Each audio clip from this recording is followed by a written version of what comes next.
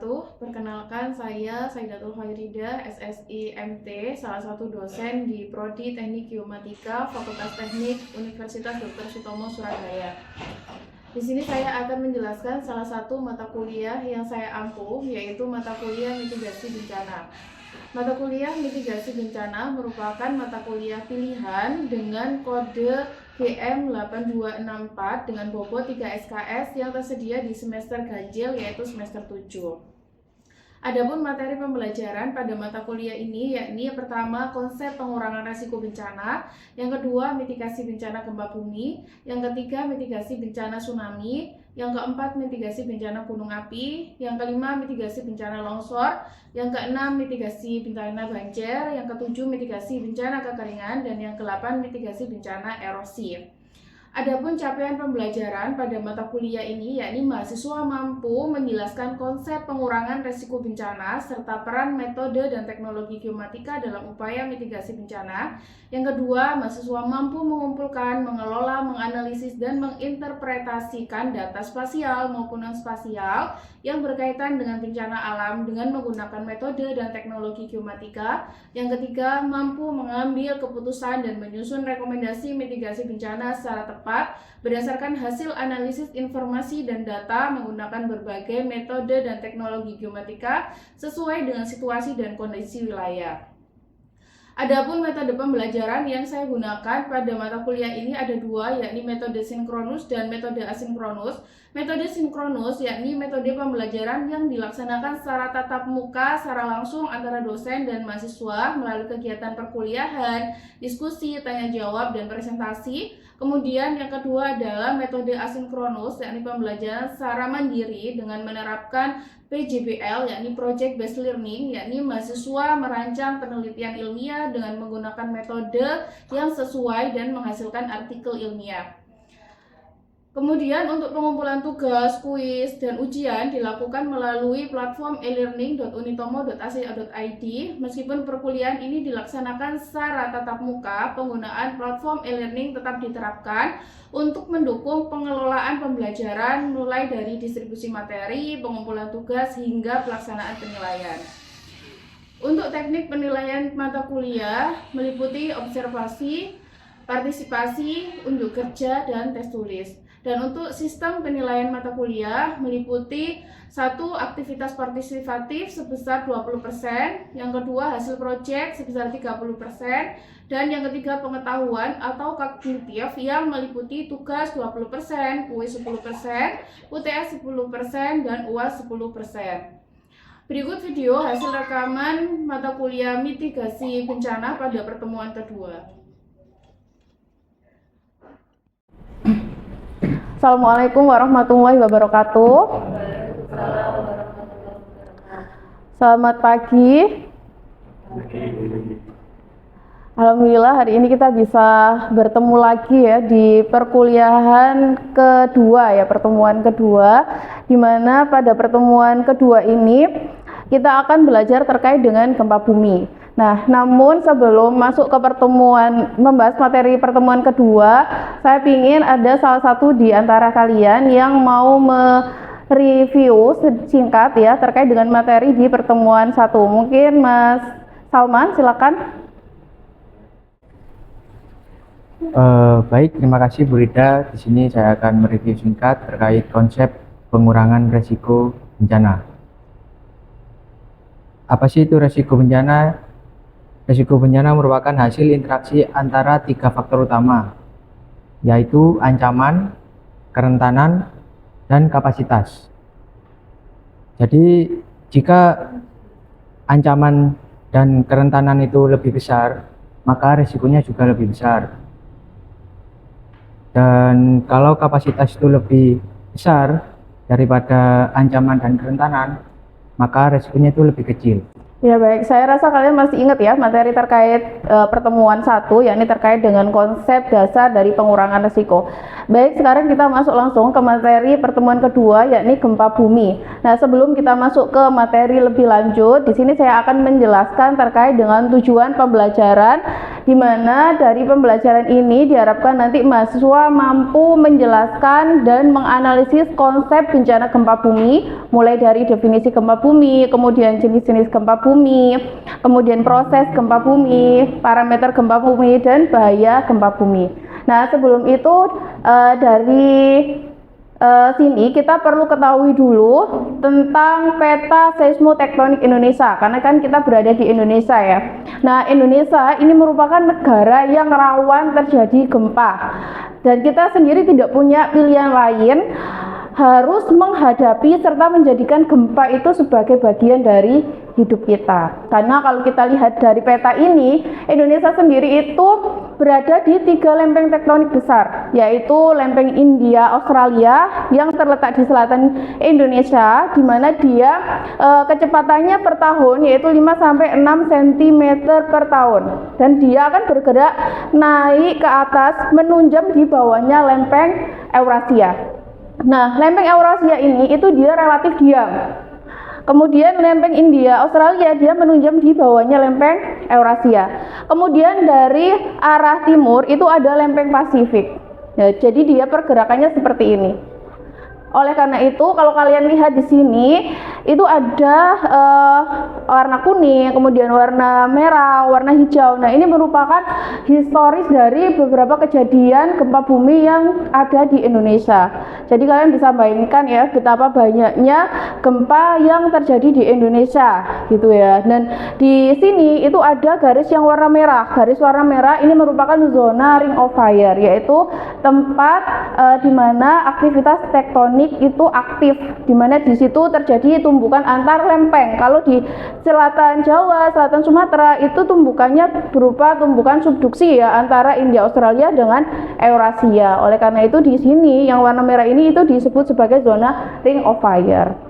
Gempa bumi itu bisa didefinisikan sebagai peristiwa bergetarnya bumi. Jadi kalau kita ada gempa, yang kita rasakan pertama itu kan getaran ya. Jadi gempa bumi itu bisa didefinisikan sebagai peristiwa bergetarnya bumi. Nah, akibat apa sih bumi itu bergetar? Itu akibat adanya pelepasan energi di dalam bumi. Pelepasan energi di dalam bumi ini terjadinya secara tiba-tiba, karena kita tidak bisa, tidak tahu kan ya, kapan sih terjadinya gempa itu, tanggal berapa, bulan berapa, dalam berapa waktu, berapa menit, berapa detik, kan kita tidak tahu ya. Oleh karena itu di sini bisa didefinisikan peristiwa bergetarnya bumi akibat pelepasan energi di dalam bumi secara tiba-tiba yang ditandai dengan adanya patahnya lapisan batuan pada kerak bumi. Jadi itu adalah definisi dari gempa bumi. Nah, gempa bumi ini merupakan akumulasi energi ya, penyebab terjadinya gempa bumi yang dihasilkan dari pergerakan lempeng-lempeng tektonik. Artinya di dalam bumi itu ada energi yang tersimpan. Kalau bertumpuk terus-menerus gitu kan, maka energi itu akan semakin banyak, dan energi itu lama-lama juga tidak bisa, dia memiliki batasnya gitu kan. Kalau misalkan sudah tidak kuat lagi, energi itu akan dilepaskan dalam bentuk apa? Dalam bentuk gempa bumi. Oleh karena itu energi yang dihasilkan dari gempa bumi itu akan dipancarkan ke segala arah. Berupa apa? Berupa gelombang. Nah, gelombang ini yang tercatat di seismogram ya. Jadi gelombang gempa bumi sehingga efeknya dapat dirasakan sampai ke permukaan bumi. Nah, ini kabarnya kan di permukaan bumi kan. Nah, bangunannya sampai bergetar karena adanya gelombang gempa bumi. Semua gempa bumi itu diakibatkan oleh lempeng tektonik ya. Ada yang diakibatkan oleh vulkanik maupun runtuhan. Kalau tektonik jelas ya diakibatkan oleh pergeseran atau tumpukan lempeng.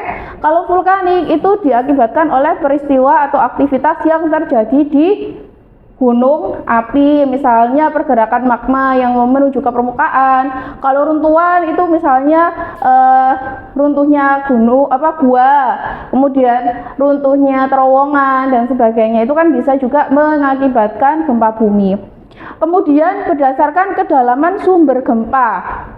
ada yang dangkal. Kalau dangkal itu dia kurang dari 50 km. Kalau yang menengah itu antara 50 sampai 300 km. Kemudian ada yang dalam. Kalau dalam itu 300 sampai 700 km. Nah, kalau yang gempa dangkal itu tentunya kita lebih mudah merasakan ya kalau daripada yang gempa dalam. Contohnya misalnya kita saat ini ya berdiri di sini. Kemudian sekitar 700 km di bawah kita itu terjadi gempa. Kita kan nggak bisa merasakan ya. Apalagi kalau magnitudo gempanya itu kecil. Kemudian kalau berdasarkan jarak epicentrum, ada yang tahu apa itu epicentrum? Aris? Jarak epicentrum jarak pusat gempa sampai titik terjauh yang dapat dirasakan. Bedanya dengan epicentrum ada yang tahu, Halwa? Kalau hipocentrum itu sumber gempa yang berada di dalam bumi. Iya, jadi epicentrum itu letaknya di atas epicentrum ya. Jadi epicentrum itu merupakan sumber terjadinya gempa bumi dan itu ada di dalam bumi. Nanti ada gambarnya, nanti akan saya tunjukkan. Nah, kalau jarak kalau dikatakan lokal, kalau jaraknya itu kurang dari 100 km. Jauh itu 100 sampai 300 km. Kalau sangat jauh kurang dari 300 km. Gitu ya, saya rasa sudah bisa membedakan semua ya antara epicentrum dan hipocentrum. Nah, ini bisa dilihat di sini gambar epicentrum yang mana sih, hipocentrum yang mana ya. Nah, itu kalau dilihat di gambar yang sebelah kanan itu kan ada fault ya, patahan yang diakibatkan karena di situ ada gempa gitu kan. Nah, epicenter itu yang atas, titik yang atas. Titik yang di bawahnya epicenter itu adalah hipocenter, sumber fokusnya atau sumber di mana gempa bumi itu terjadi, yang itu di dalam bumi. Nah, untuk proses gempa bumi sendiri, karena kita seringnya itu kan gempa bumi tektonik ya kalau di Indonesia ya. Nah, itu terjadi karena adanya tumbukan antara lempeng samudra dan lempeng benua, gitu ya. Contohnya gempa yang terjadi di mana? Tumbukan lempeng benua dan samudra. Contohnya itu di Pulau Jawa, kemudian Pulau Sumatera, betul ya. Sumatera itu merupakan contoh dari gempa bumi tektonik itu karena adanya tumbukan lempeng ya, lempeng samudra dan lempeng benua. Oleh karena itu di sini di pergeseran ini itu merupakan menjadi sumber gempanya. Dan gelombang yang lingkaran-lingkaran ini itu adalah gelombangnya ya. Dia akan menyebar ke permukaan. Oke, selanjutnya ini teori lempeng. Jadi kalau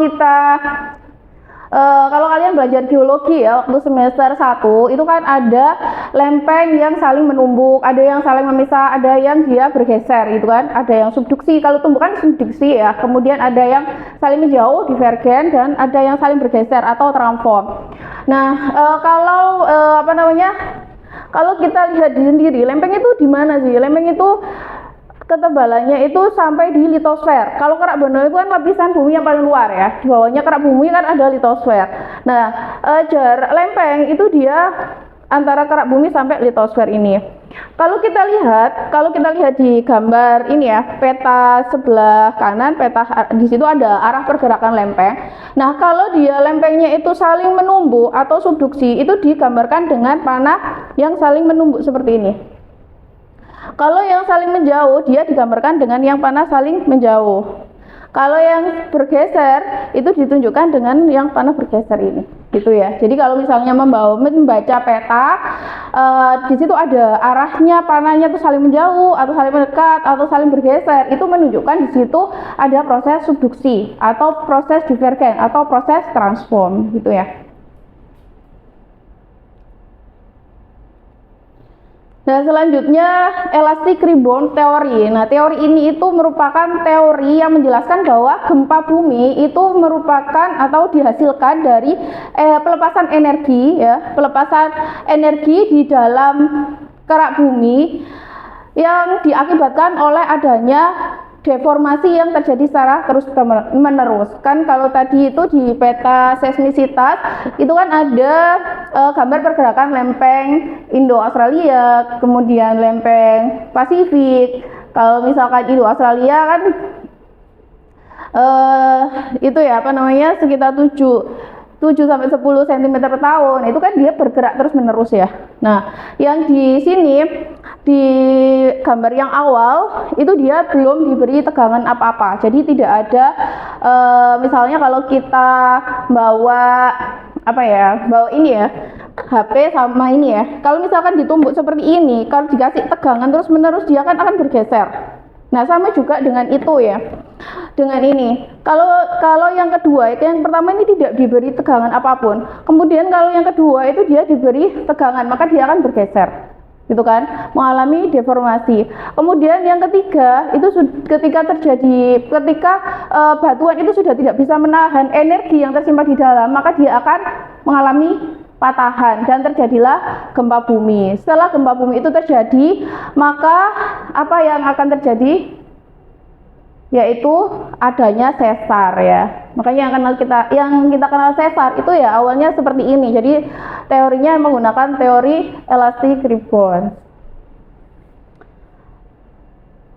Oke, selanjutnya mekanisme sumber gempa bumi.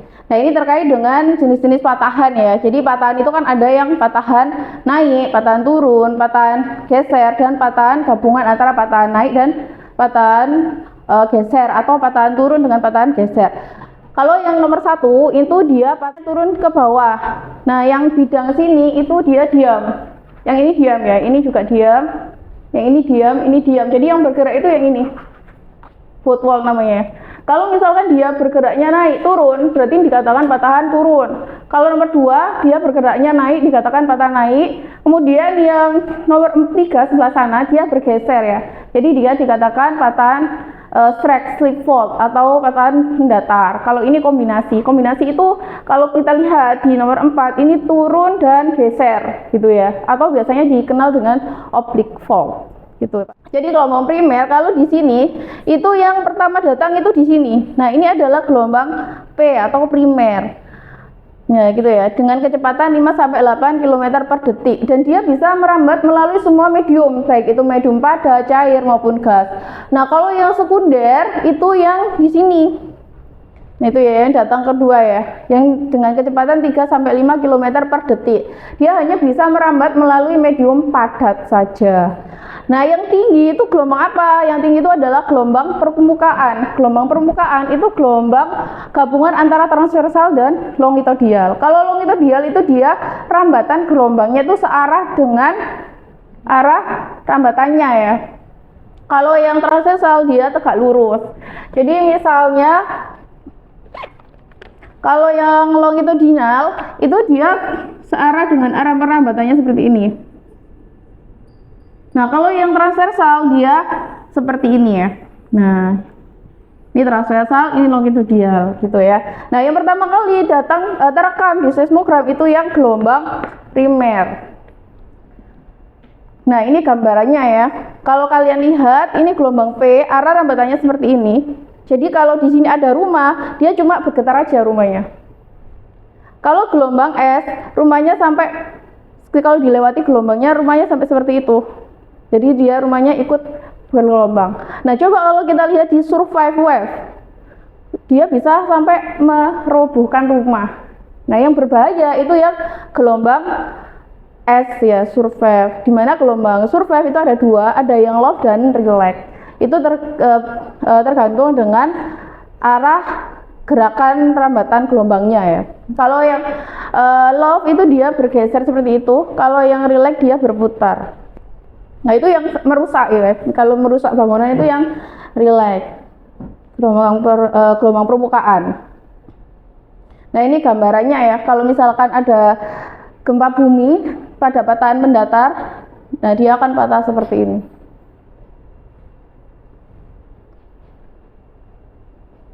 Nah, apa sih faktor-faktor yang mempengaruhi kuat lemahnya gempa bumi? Yang pertama itu kekuatan gempa bumi.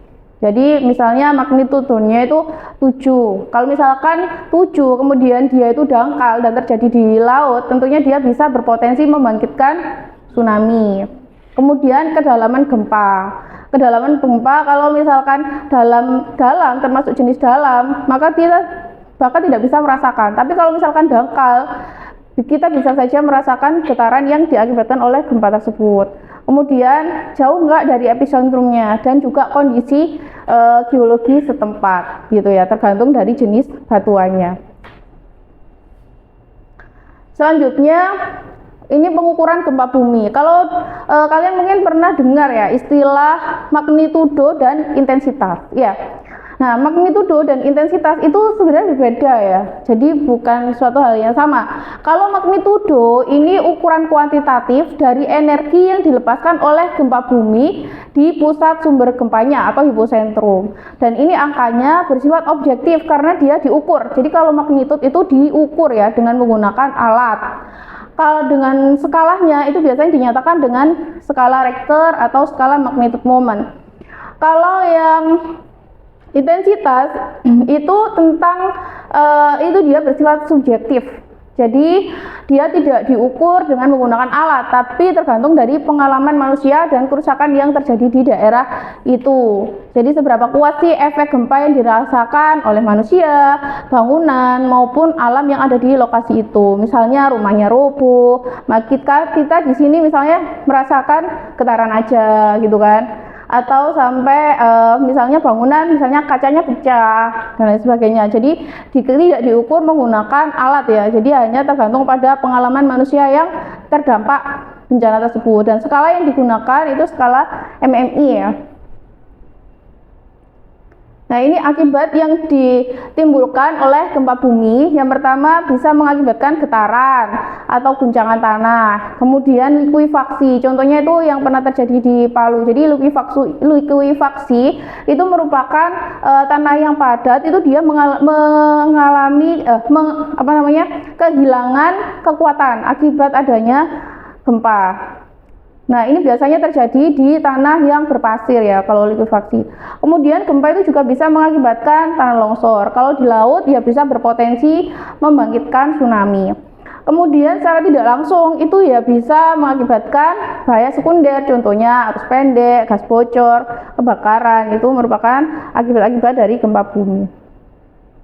Oke, baik. Di sini saya ada tugas ya. Jadi saya akan bagi menjadi dua kelompok. Kelompok satu yang sebelah sini apa sini? Kelompok satu. Kelompok satu sini ya. Kemudian kelompok dua sini. Saya akan beri waktu 5 menit. Silakan kelompok 1 melakukan analisis terhadap kejadian gempa bumi yang terjadi di Pangandaran, Jawa Timur yang terjadi pada 17 Juli 2006. Berdasarkan kejadian tersebut, sebutkan faktor-faktor geologi apa saja yang mempengaruhi terjadinya, dampaknya, dan sebutkan 2 strategi mitigasi yang dilakukan. Kalau kelompok 2 tugasnya sama, cuma beda studi kasus. Studi kasusnya yaitu di Palu yang terjadi pada 28 September 2018.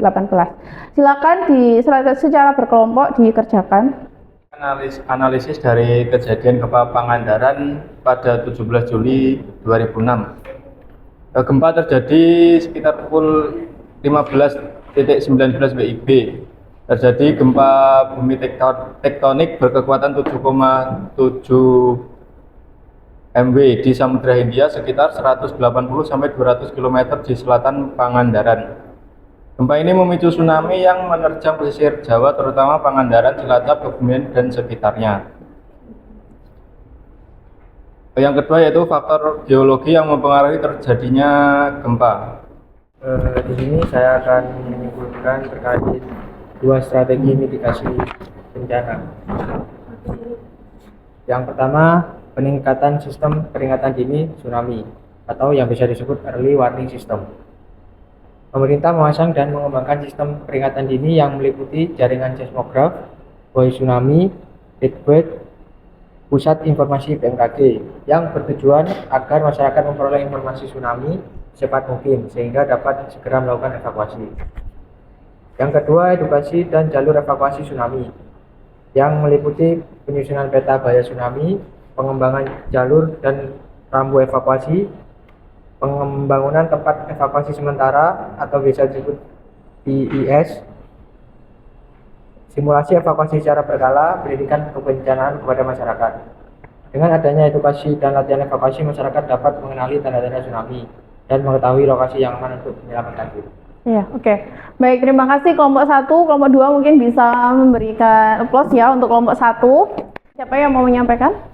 Jadi analisis kejadian gempa bumi Palu pada 28 September 2018 itu jadi gini, pada 28 September 2018 pukul 18.02 WITA terjadi gempa bumi tektonik berkekuatan 7,5 yang berpusat di Kabupaten Donggala, Sulawesi Tengah sekitar 26 km di utara kota Palu dengan kedalaman sekitar 20 km. Gempa ini memicu tsunami di Teluk Palu dan likuifaksi di beberapa wilayah seperti Petobo, Balaroa, dan Jono Obe. Bencana tersebut menjadi salah satu bencana geologi terbesar dalam sejarah Indonesia karena merupakan kombinasi gempa bumi, tsunami, dan likuifaksi. Untuk dua strategi mitigasinya, yang pertama ada pemetaan kawasan rawan dan penataan ruang berbasis risiko. Pemerintah melakukan pemetaan secara aktif, identifikasi daerah rawan likuifaksi, penyusunan peta bahaya tsunami. Hasil pemetaan digunakan sebagai dasar penataan ruang agar kawasan yang sangat rawan tidak dijadikan permukiman. Kedua, pembangunan infrastruktur memperhatikan tingkat bahaya geologi. Untuk strategi mitigasi yang kedua ada penguatan sistem peringatan dini dan edukasi masyarakat. Mitigasi yang dilakukan melalui pengembangan sistem peringatan dini, pemasangan rambu dan jalur evakuasi. Ketiga, pembangunan tempat evakuasi sementara, simulasi evakuasi secara berkala, dan terakhir edukasi mengenai tanda-tanda tsunami dan bahaya likuifaksi. Ya, oke, baik. Terima kasih kelompok 2. Silakan beri aplaus untuk kelompok 2. Nah, itu tadi merupakan hasil diskusi kelompok 1 dan kelompok 2 ya. Jadi memang kita harus bisa survive ya dengan kondisi Indonesia, yang mana Indonesia merupakan termasuk negara yang rawan terjadinya gempa bumi. Jadi mungkin ini saja ya materi saya hari ini. Namun sebelum itu, siapa yang mau memberikan resum materi hari ini? Aris mungkin? Ya, silakan. Oke, saya akan memberikan resum atau beberapa materi yang kita bahas pada hari ini.